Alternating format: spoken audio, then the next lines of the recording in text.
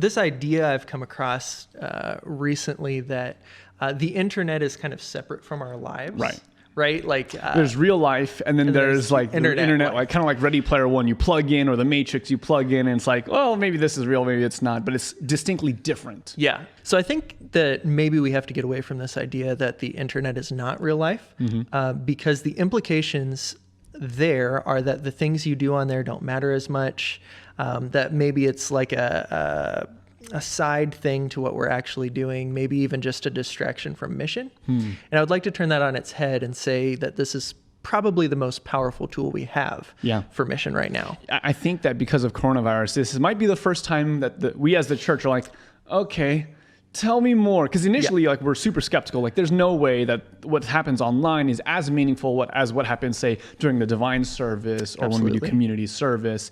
But now we're starting to realize the line has blurred, if not disappeared altogether. What happens online in many ways right now is actually what the church is doing. Yeah. And if you don't have internet access, you can see that you're really barred in some ways from this ongoing conversation, maybe with your church and your faith community. It's really required us to have that. And I think this is a powerful time to learn, if you haven't already. Yeah. Because a lot of us have lived in this for a while. We've been isolated as students. We've been isolated as people without a lot of money or transportation or whatever it is.